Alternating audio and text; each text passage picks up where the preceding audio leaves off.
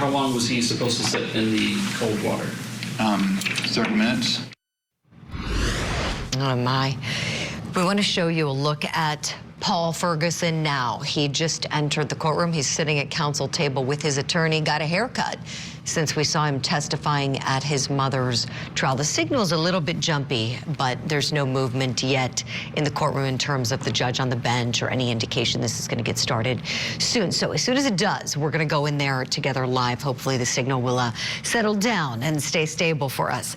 Let me bring in my guests and talk a little bit about this case, what kind of punishment Paul Furgeson should be facing. I have with me still law enforcement expert Sonny Slaughter, and want to welcome into the conversation former South Carolina solicitor and SLED agent Tommy Pope. Great to have you both with us on this Monday.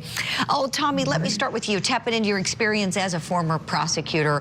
What do you think the state is going to ask for here for Paul?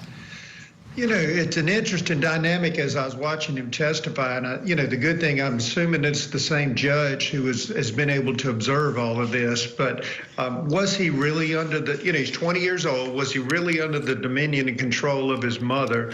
You know, he seems to be extremely intelligent, but he also has some odd effect or odd tics. And I don't know, you know, if that's a mental health issue with him, but I would assume the prosecutor would look behind it. He would probably get some credit for testifying, for coming clean, and also for being kind of under her guidance or her pressure to do the things he did to his brother. All right, Tommy, thank you for that. Sonny, let me go to you, please. We talked a little bit earlier on the show about rehabilitation for someone like this. I want to tap into your experiences with individuals like Paul Furgeson that are young.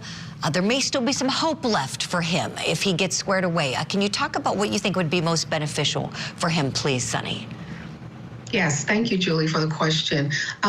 I've called them victim perpetrators, so victim perps. These are individuals who identify and have been identified as victims, but also have perpetrator-type behaviors. We see them in behavioral health facilities, and they have the controlling and trauma bond of a victim, but they also have the manipulation of a perpetrator. And these are the type of individuals who may have some rehabilitative factors within them because they are not completely lost to behaviors where they will continue to be perpetrators and victimize other victims. They usually do this to young victims, you know, someone younger than themselves, but there's a grooming factor for them. So I believe that some form of incarceration, but also some very heavy doses of behavioral health treatment and services to determine whether he does have redeemable qualities